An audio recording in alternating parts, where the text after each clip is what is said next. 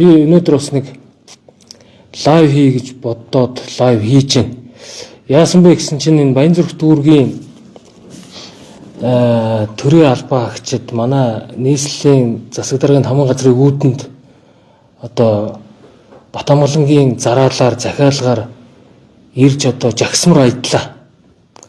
Тэгээ тавьж байгаа шаардлага нь Баянзүрх дүүргээс их мөнгө төвлөрүүлж яах хөгжихгүй байна гэдэг ийм ярьж байгаа шалтгатай боловч эзнийхээ хулгай луурыг хаацаалж эзнийхээ хулгай луурын одоо тэр мөрийг бууруулах юм зорилготой юм хөлсний нэг юм жагсаалмар айдж байна. Энийг би болцгоо гэж одоо та бүхэн хэлэх гэж олон нийтийн сүлжээнд хандж байгаа маа.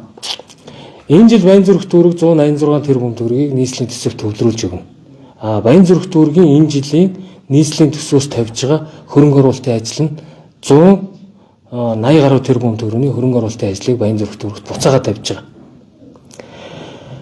Нэг зүйл, хоёрдугаарт Баянзүрх дүүрэг бол хүн ам ихтэй газар нутаг томтой аж ахуйн нэгж олонтой зах худалдааны төв ихтэй учраас бид орлогыг бүрэн төвлөрүүлэх юм арга хэмжээ авч 186 тэрбум төгрөгийн орлого төвлөрүүлж байгаа. Сүхбаатар дүүрэг бүр одоо жижигхэн газар нутагтай дүүрэг хэрнээ өнөөдөр нийслэлийн төсөв 600 гаруй тэрбум төгрөгийг төвлөрүүлдэг ийм л одоо тогтсон уламжлалтай. Баянзүрх дүүргийн татврын орлогон дээр өнийг ч нэмэгдүүлэх орон зайнууд бий. Энэ юу гэвэл богдуулын амд баригдсан тансаг зэрэглэлийн амны орон сууцудаас үл хөдлөгдөрөнгийн татвар авах ийм ажлыг гарцаа ажиллаж байгаа. Тэгэхээр өнөөдрийн энэ жагсаалууд нэг тийм татвар матвартай холбоогүй Баянзүрх дүүргийн номын орооны дарга барилга хотоогуултын сайд улсын хурлын гишүүн Батамгалангийн түүний хамаарал бүхий хүмүүсийн хийсэн хулгай луурыг өөр чиглэл рүү шилжүүлэх гэж ийм одоо үйлдэлд оролцож байгаа энэ төрийн албаа агчид хороон засаг дарга нар хэсгийн ахлагч нарыг энэ үйлдэлээ зогсоохгүй л би засаг захиргааны нутаг дэвсгэрийг нэгж түүний удирдлагын тухай хууль заасны дагуу дүүргийн засаг даргаас ахуулаад бусад одоо чөлөөлж болох бүх хүмүүсийг төрийн албаны болон бусад хууль тогтоомжийг ноцтой зөрчсөн гэдгээр шийдвэр гаргана шүү гэдгийг би одоо сануулж та бүхэнд хэлж байгаа. Зарим хүмүүс одоо манай дүүрэг эмнэлэггүй байна, юугүй байна гэж ярьж байна. 30 жилийн өмнө хувьчлагдаад алга болцсон Баянзүрх дүүргийн эмнэлгийг бид нар бас буцааж авах гээд ингээд өнөөдөр сууж байгаа. Хилцээрт орцсон явж байна. Баянзүрх дүүрэгт энэ жил би зүгээр хийгдэж байгаа тэр 180 гаруй тэрбум энэ эмнэлэг ороод бараг 200 гаруй тэрбум төгрөгийн ийм одоо хөрөнгө оруулалтууд хийгдэнэ. Баянзүрх дүүрэгт энэ жил бараг 10 гаруй сургууль цэцэрлэг тавигдж байгаа. Өөрөөр хэлбэл энэ татврын орлогоор бид нар сургууль цэцэрлэгийн хүртээмжийг нэмэгдүүлэх. За ийм ажлууд хийж байгаа гэдгийг хэлье. Би тэгээд нөхдүүдэд одоо санууллаа шүү. Дараа нь гоншгонохгүй шүү. Энд тэнд анкет барьж гүйхгүй шүү. Тэр намын ажил албан тушаал авах гэдэг бол би дээр хэлсэн шүү дээ. Энд тэнд очиж хүний үү цахиж гоншгонож гонгинж явахын хооронд энд тэнд хүн торхирохын хооронд намын хурал мурлаа зарлаад хэдүүлээ хоёулаа хүчээ үзье. Эсвэл хуулийн албан байгууллагаараа айлгаж шорон моронд хийж бод авчиж болно. Би одоо та нар шиг юм завтай зайтай хүн биш. Би 7 хоногийн 7 өдөр ажилладаг. Энэ хотын их бүтээн байгуулалтын ажлуудыг урагшлуулах гээд одоо ингээд цаг наргүй ажиллаж байна. Би бас энэ инх хоёр гээд хууль зүйн дотоод хэргийн сайд хандаж хэлмээр байна. Энэ илэрхий хулгай гарчаад байна штэ инх хоёр сайдаа. Шударгаас ирдэг штэ. Хууль зүйн дотоод хэргийн сайд инх хоёр та одоо завхны зүгээр жирийн ард түмнийг загинжихын оронд энэ Батамгалан түүний төрсөн дүү хоёрын энэ зэс эрдмийн хувь компаниас хулгайлсан мөнгө хулгайд алдсан эзэдүүд нэрээд өсгөлэн зарлаад заримынх нь бие муудаад байж хахад тэнд зүгээр өж завхны иргэдийг загинжихын оронд энэ нүдэнд орчин таны хамтран зүтгэгч Баянзүрх дүүргээс сонгогдсон Батамгалан түүний хамаарал бүхий хүмүүсийг одоо шалгаж энэ иргэдийнхээ эрх ашигыг хамгаалах талаар та шудраг усны сайдын хувьд ажил хиймээр байна гэж би одоо хэлье. Яг тэгвэл би энэ ажлыг өмнө нь хийжсэн. Энэ тэндээс одоо оргон зайлсан бараг 100 гаруй хүмүүсийг бид нар одоо авчираад шудраг шүүх юм авчирч ирсэн. Тав зүйлүүд яриад л байгаа ш. Бид нар Бадамжуна гэдэг хүний чи өөрөө улаан гараараа очиж Филиппинээс авчирч ирсэн. Тэгэд би таныг тийм холоос одоо хүн амьтаа авчирч чадахгүй энэ нүдэнд орж яг хажууд орж хамард орж байгаа энэ Эрдэнэтийн 24500 хүнийг одоо холигтаад 70 тэрбум төгрөгийг нь идсэн хүмүүст хариуцлага тооцох асуудлаа ярихаас шудрагаас эхэлнэ гэдгийг бас би хэлхийг хүсэж байна. За эцэст нь би одоо энэ нийгмийн сүлжээн дээр одоо нэг зүйлийг олон дахин давтаад явах вэ. Би ажил хиймээр байна, ажил ихтэй байна. Та хэд чиг тийм цаг нартай, завтай хүн биш. 7 хоногийн 7 өдөр бид нар энэ нийслэлийн бүтээн байгуулалтын ажлуудыг яаж хурдан явуулах уу, яаж энэ төвжирлийн нөлөөллийг бууруулах уу, яаж агаарын бохирдлыг бууруулах уу гэдэг дээр одоо төвлөрөөд ажиллаж байгаа гэдгээс хэлье. Батамгалан гуйд хэлэхэд одоо ямар их шунал тачаал вэ одоо энэ албан тушаал тийм одоо чухал юм бол би тэр хоёр аргаараа аав гэдгээ хэлсэн. Тэр хүмүүсээс сулгаасан мөнгөө өг гэд би бас шаардж байна. Би харин Эрдэнэтийн зис эрдэнэ хөв мөвийн одоо ард нь намайг байдаг энэ төр гэсэн юм ярьж илээ. Би бүгднгийнх нь эцдүүдийг зарлж чадсан шүү. Сая би хамгийн сүүлд тэр хувьцаа эзэмшигчдийн хуралд орсон хүмүүсийн нэрийг би авлаа. Тэгээ энэний ард манай төрийн байгууллагын улс төрийн одоо том хүмүүс энэний ард байдгаа гэдэг энэ бүгд олон нийтээр ярьж байгаа шүү дээ. Сая хувьцаа эзэмшигчдийн хуралд 8 хүн орсон байна. Энд бодвол бүгд хувьцаа эзэмшигч баг. Галсан юм гэж байна. Мөнхбаатар гэж байна. Мөнх Жаргал гэж байна. Аргачаа хүү гэж байна. Төвшин баяр гэж байна. Инхтвэ гэж байна. Батбаяр гэж байна. Лавццэг гэсэн ийм хүмүүс сая энэ одоо төлөөлөл өдөртөх зөвлөлийн хурлаа хийсэн гэсэн ийм зүйлийг би бас олж авлаа. Өөрөөр хэлбэл би энэ хүмүүсийн альных нь ард байгаа юм бэ. Нэг нэр заачих. Тэрний ард Нямба хувьцаа эзэмшдгээгээд одоо хэлвэл би тэрний жинхэнэ эзнийг энэ их хурл саарл байшин дотор байгаа хүмүүсээс би нэрлж чадна шүү. Та нар нээлж одоо худлаа хоорондоо ирд юм байгаа. Би Эрдэнэтэд би нэг 5 удаа амьдралдаа очижсэн. Би атга одоо зэсийн шороо атгаж үзээгүй. Одоо юу одоо тэнд зэс эрдэнэ хөв мөв дээр хувьцаатай гээд галзуу солиотой юм хүнд итгэхгүй юм өмнөшгүй юм яриад байгаа. Би сэрэг хэвлэлийн баг урлаар намайг гүтгэсэн хүмүүсийг Баянзүрх дүүргийн иргэний шүүхэд хандсан байгаа. Би одоо тэр хувьцаа эзэмшдэг эсгээ тэр хүмүүсээр нотлуулад ингээд шийдчихнэ. Би бол юмыг тийм хурдан шуурхай шийдэх сонирхолтой. Хоёрт нь Батамгалангуй таны одоо ажил дээр энэ хүмүүс ингээд хэдэн намын гишүүдийг шөнө ороогүй загнаж наашаа явуулахаас гадна тэр гэр орон руу, гэр бүлийн хүмүүн рүү мессеж өчиж дарамтлага одоо болоо. Та ч одоо ямар одоо галзуурсан юм бэ? Би одоо танаа авгаа заяа руу залгаад мессеж өчээд байвал одоо намайг хүн гайхна үстэй.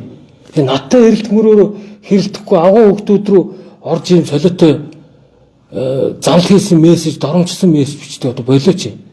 Чи ч одоо ямар галзуурсан юм бэ? Чи одоо хүн юмд одоо шунаж болно. Юм хүний ажил албан тушаалыг авах гэж араас түгжилдэж болно. Тэгээ чи араа итернэ чи шөнө ороо хүн амт руу агуу хөлт рүү мессеж бичиж дарамтлага одоо бол би энэ улсын хурлын ёс зүйн байнгын ороонд тэр мессежээр нь гомдол гаргах гэж хэлсэн байгаа. Тэр хүмүүсийн хохирлыг л төлөөч.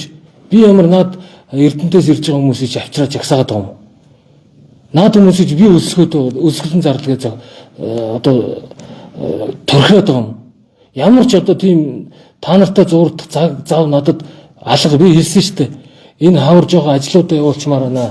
Энэ хоцож байгаа нохоо болгон руу би чулуу шидэх зав алга байна гэдэг би хэлсэн шүү дээ.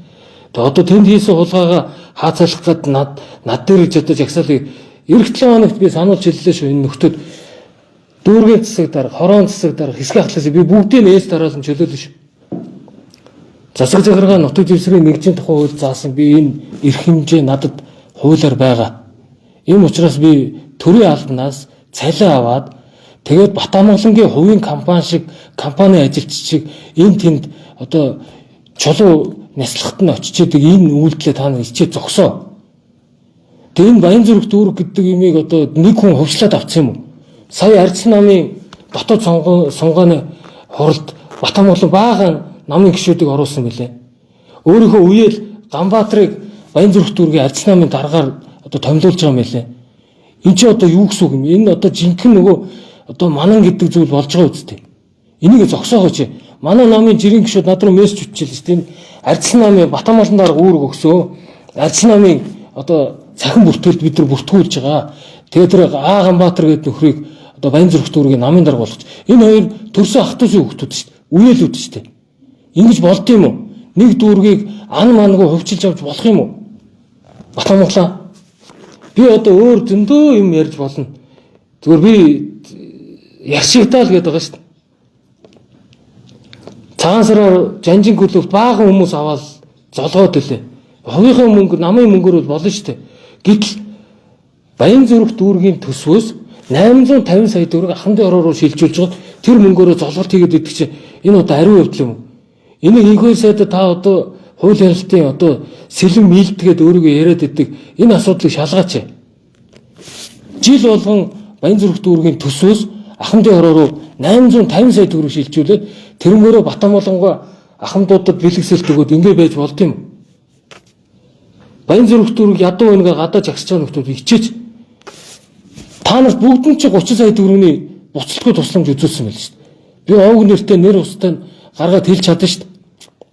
Тэгээ тэр мөнгөөрөө Офто гэдэг компани барьсан барилга руу урьдчилан олгоод төлөөд Батамгалан даргынхаа барилгын компани борлуулалтыг тэмцсэн байл шүү дээ. Эч одоо нэг дүүрэг ийм байж болд юм уу?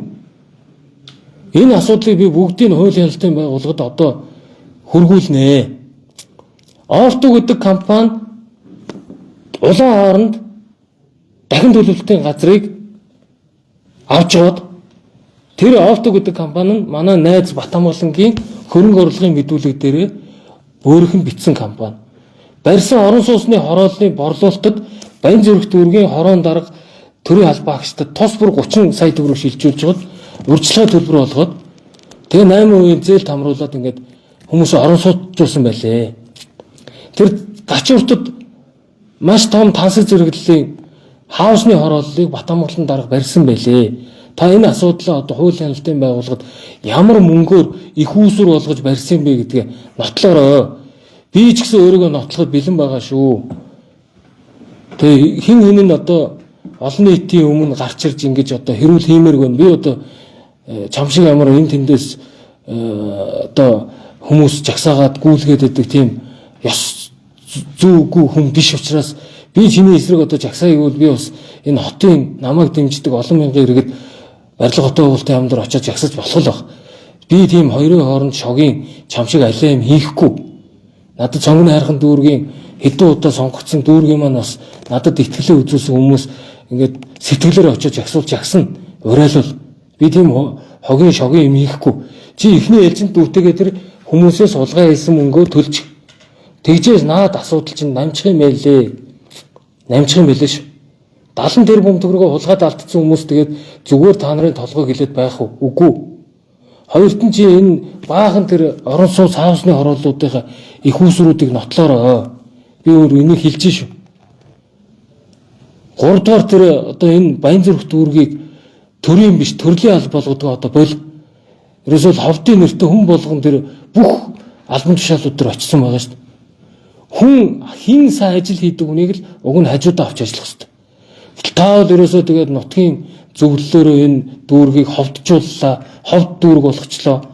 Төрийн албаны тэр төрийн мөнгийг Баянзүрх дүүргийн мөнгийг өөрийн хувийн юм шиг зарцуулж байна. Жанжингүлөвт нэг олон хүмүүс цагаан сараар золгож байгаа зураг гараад бидэд анзаараач вэ. Тэгсэн чи баахан ахмадуудыг авчираад ахмадын холбоо руу мөнгө шилжүүлж гоод тэрнгөрөө цагаан сар хийгээ явчихна. Наадам хийчихнэ. Ямар хэрэг вэ? Энэ чинь намын ажиллагааг бол намын одоо санхүүжилтээр хийх ёстой шүү дээ. Хандив тусламжаар татвар төлөгчдийн мөнгөөр ийм юм хийж байгаа юм байлаа шүү Баянзүрхийнхээ. Та хэд энийг өөрсдөө үзэн үз. Тэгээ одоо харилцан хяналт тавьдаг ардсан намынхаа дараагаар өөрийнхөө үеэл гайбыг одоо тавих гэж байна. Ингээ энэ дүүрэгт чи ерөөсөө нэг хүний одоо төрөл угсааны ийм дүүрэг боллоо. Батамгалан гүн боллоо. Батамгалан гүнгийн одоо дүүрэг боллоо шүү. Дээр үед Эрдэнэ ахын одоо нөгөө Баянзүрх Баянгол дүүргийг Эрдэнэ бангийн дүүрэг гэдгээс одоо Батамгалан гүнгийн дүүрэг боллоо шүү наад дүүрэг. Би харж байгаад улаан цагаан энэ дүүргийг нэг хүний дүүрэг болохгүй. Энэ удахгүй би дараагийнхаа шийдвэрүүдээ гаргаад явна шүү.